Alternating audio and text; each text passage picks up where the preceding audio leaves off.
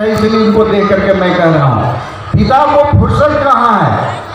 हर आवश्यकताओं की पूर्ति के लिए वो रात दिन 24 घंटे किस प्रकार से अपने परिवार के लोगों की आवश्यकताओं की पूर्ति करने में अर्थ जुटा सके, वो तो रात दिन अपने इस विचार में लगे रहते हैं। यदि कुछ किसी प्रकार से समय भैया बहनों के विकास के लिए, बच्चों के लिए रहता है, वो मातृशक्ति के पास ही समय रहता है। चाहे उनके ऊपर दोहरी जिम्मेवारी क्यों ना हो, चाहे वो भी क्यों ना सर्विस करती हो, अन्य काम करती हो, लेकिन मातृशक्ति ऐसे ही पूजनीय नहीं है। वो सभी अपने ड्यूटी को करने के बाद भी घर परिवार को चलाने के लिए जो आवश्यक काम होते हैं वो सब उनके जिम्मे रहता है और वो खुद निर्वहन करती है। इसलिए हम सब लोग के लिए नारी शक्ति आदरणीय है, पूजनीय है। उस शक्ति को जागृत करने की आवश्यकता है और समाज के सभी जीवन में, समाज जीवन के विविध क्षेत्रों में उनकी आदि सहभागिता यह आवश्यक है। तो हम सब लोग देख रहे हैं, इस कार्यक्रम की उपस्थिति से हम लोगों को अनुभव हो रहा है कि हमारी मातृशक्ति जागृत हुई है।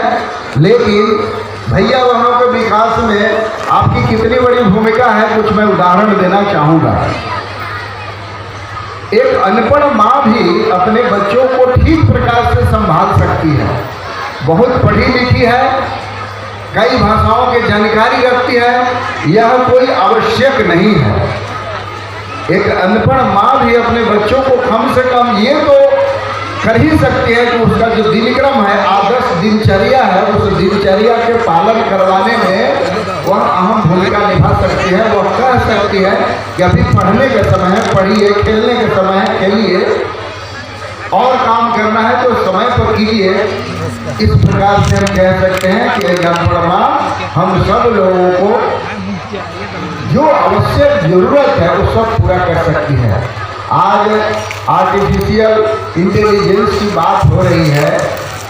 हमारी मातृशक्ति के पास इतनी क्षमता है कि जब बच्चों को भोजन कराती है, सामने बैठी हुई रहती है, वो पहला कौर मुंह में जिस समय डालता है उस समय माँ अनुभव कर लेती है कि कहीं नमक कम है या ज़्यादा है, धीरे से नमक और डिब्बा जो है बढ़ा देती है।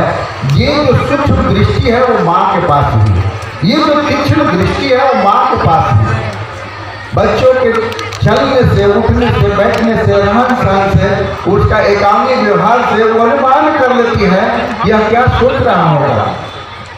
इसलिए हमारे जो अभिभावक बंधु हैं वो तो अपनी आवश्यकताओं को कम करके अपने परिवारजनों को, अपने बाल बच्चों को, अपने परिवार के व्यवस्था को चलाने के लिए वो भी त्याग के प्रतिमूर्ति माने जाते हैं। क्योंकि इस धरती पर परिवार की जो सुंदर व्यवस्था है वह इस दुनिया में कहीं नहीं है, भारत को छोड़कर। और परिवार की व्यवस्था का मतलब यह होता है कि उसके अंदर त्याग ही त्याग हो। अभी घर परिवार चलाने के लिए जो घर के मुखिया होते हैं उनके 4 भाई हैं, भाई के बच्चों की जो आवश्यकताएं हैं वो उसको पूर्ति करना हो, अपने भी बच्चों की पूर्ति करना हो तो अपने बच्चों की आवश्यकताओं को लोग कम कर देता है। वह सोचता है कि भाई के बच्चों की जो आवश्यकता है उसको पहले पूरा करना चाहिए, नहीं तो मेरे ऊपर तुरंत उंगली उठेगी कि अपने बच्चों की आवश्यकता पूरा कर दिए, हमारे बच्चों को छोड़ दिए। ये जो त्याग के भाव थे, संपूर्ण कार्यक्रम में सबके लिए कपड़े खरीदे जा सकते हैं, लेकिन जो वास्तव में परिवार का जो मुखिया होता है, अभिभावक होता है, वह अपनी चिंता नहीं करता है। भले ही परिवार के अन्य लोग कहेंगे कि आपके भी जूते फटे हैं, आपकी भी धोती फटी है, आपके भी कपड़े साफ होना चाहिए या नया होना चाहिए, तो परिवार के लोग अपने मुखिया को खरीदते हैं। ये परिवार की आदर्श जो व्यवस्था थी वह इस धरती के अलावा किसी दूसरे देशों के अंदर नहीं था।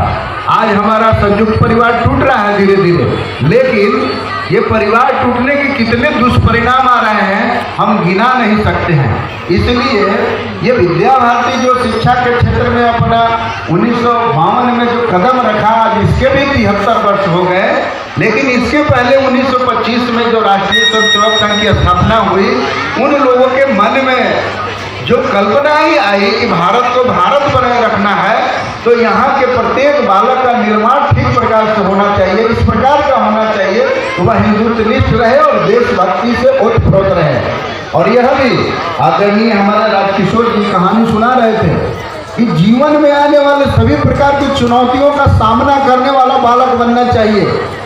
आज बच्चे जो हैं, जब छोटे बच्चे होते हैं उसको लेकर के माँ चलती है तो धूल में नहीं बैठने देती है, वो गिर जाएगा, उसको कुछ हो जाएगा, इसके डर से कुछ करने नहीं देती है। ऐसा कदापि नहीं सोचना चाहिए। वो बच्चा गिरेगा, कूदेगा, खेलेगा, मिट्टी में लौटेगा, उसके शरीर हृष्ट-पुष्ट होंगे, उसका ध्यान हम रखेंगे, हम उसको अपने मातृभूमि से उसको अलग हम करेंगे। तो फिर आखिर स्वामी विवेकानंद जी इतने दिनों के बाद जब स्वदेश लौटे थे, तो जहाँ लौटे थे इस भारत माता की भूमि में लोट-पोट क्यों हो रहे थे?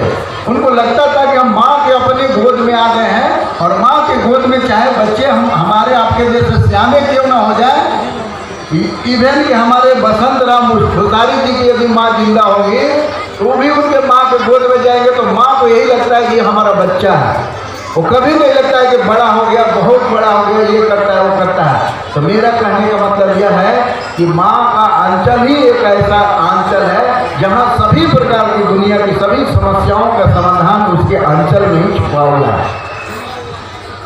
अपने साथ आज भी आत्मसात करना है। मेरा कहने का मतलब ऐसा नहीं है कि हम 21वीं सदी में नहीं जिएंगे, लेकिन जिएंगे नित्य नूतन और चिर पुरातन अच्छे चीज़ों को हम अपनाएंगे आज के युग के अनुकूल जो है, लेकिन जो प्राचीनतम अच्छी व्यवस्थाएं थी वो अपने साथ हम रखेंगे।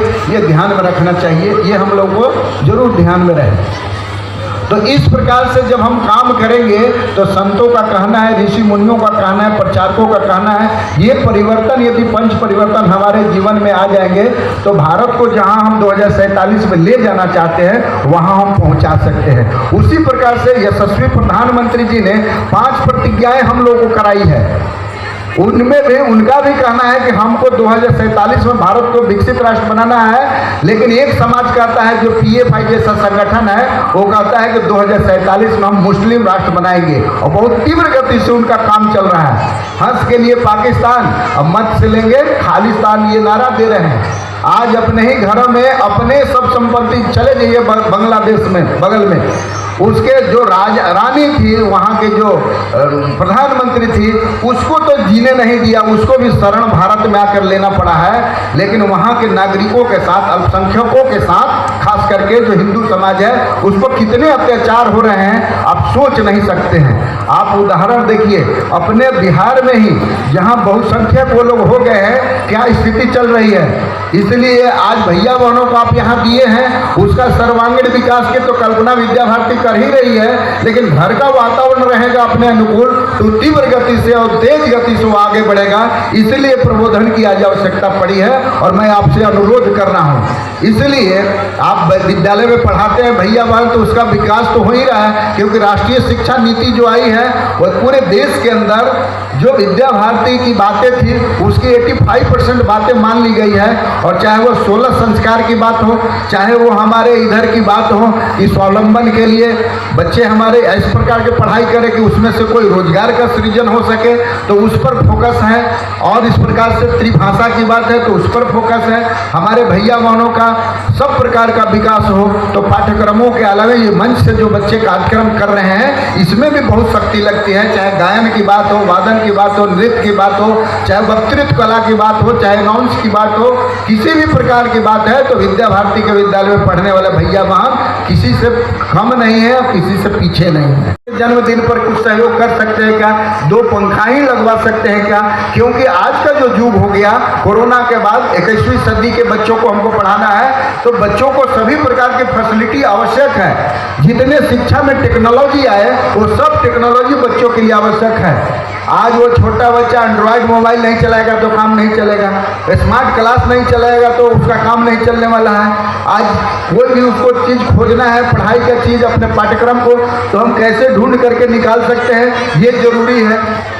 तो हमारे यहाँ सब प्रकार की व्यवस्था भी धीरे धीरे बने, यह हमारे आपके लिए जरूरी है।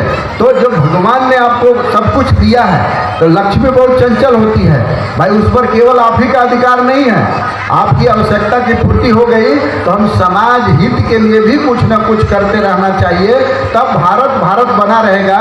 इसलिए ऐसी शैक्षिक संस्थानों में आपका सहयोग, आपका समर्पण, आपका यहाँ जिस प्रकार का भी हो सके सहयोग मिलते रहेगा। यह विद्यालय आपके सपनों का विद्यालय होगा और आप जैसा बालक चाहते हैं घर का दीपक और पूरे राष्ट्र का दिवाकर बन करके उभरे, वैसा बालक बन सकता है। इसके लिए मैं विद्या भारती को से गारंटी देता हूं। और इस विद्यालय में जहां आचार्य की गुणवत्ता युक्त शिक्षा की अन्य प्रकार की बातें होगी, तो हमारे आचार्यों का सुना होगा कि कितना ज़्यादा प्रशिक्षण पर फोकस है, कितना ज़्यादा हमारे आचार्य स्किल्ड हो, जो थे उसी को हम सब लोग करने के लिए बहुत ज़्यादा फोकस किए हुए हैं, ताकि भैया बहनों की आवश्यकताओं की पूर्ति कर सके और 21वीं सदी के बच्चों को कर सके। इसलिए उसके पास मल्टी डिसिप्लिनरी बनना हो, इंटरडिसिप्लिनरी बनना हो, या हम ऑलराउंडर बनना हमको है, तो वो सब प्रकार के कार्य कराए जा रहे हैं। तो इस प्रकार से मैं निवेदन करता हूँ इस मंच से कि आप विद्यालय को जब आवश्यकता हो तो आप खड़े रहें, आपकी आवश्यकता को पूरा करना हो तो हमारा विद्यालय समिति, प्रबंध समिति आप पर खरा उतरे। मैं इसी अपेक्षा के साथ आज आप सभी लोगों को मैं